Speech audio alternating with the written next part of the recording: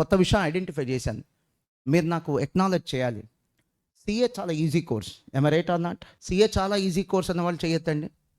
Okay. Hardly 5 to 6 students. CA easy course అని చెప్పి అడిగితే చెయ్యెత్తిన వాళ్ళు, అంటే నా థాట్స్‌ని సపోర్ట్ చేసిన వాళ్ళు hardly 5 to 6 out of 100+ students. అవునా? మిగతా 95% స్టూడెంట్స్ యొక్క అజంప్షన్ ఏంటి? మీ థాట్స్ ఏంటి? It is a challenging course. Had it been not so tough, why would you attend the classes in offline mode for more than 12 hours a day, లేదా for more than 10 hours a day? Definitely is one of the toughest courses. అవునా కదా? Do you agree with this statement or not? So CA tough అనుకున్న వాళ్ళు ఇక్కడ 95% ఉన్నారు, easy అనుకున్న వాళ్ళు less than 5% ఉన్నారు. ఓకేనా? సో ఈ 95% స్టూడెంట్స్ నేను క్వశ్చన్ అడగబోతున్నాను రమ్మా.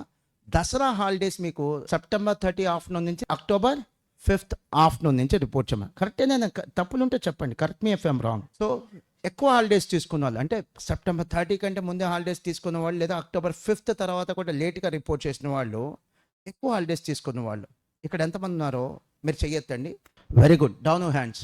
నేను చెప్పాను కదా, రీసెర్చ్ చేశాను, నేను కొత్తది ఒకటి ఫైండ్ అవుట్ చేశానని. ఇదే నేను ఫైండ్ అవుట్ చేసింది. ఏ కష్టం అని ఇక్కడ 95% స్టూడెంట్స్ అన్డిస్ప్యూటెడ్ ఆన్సర్ అది. మోర్ దెన్ 98% స్టూడెంట్స్ మీరు దసరా హాలిడేస్ మీ ఇచ్చిన దానికంటే ఎక్కువ తీసుకున్నారు.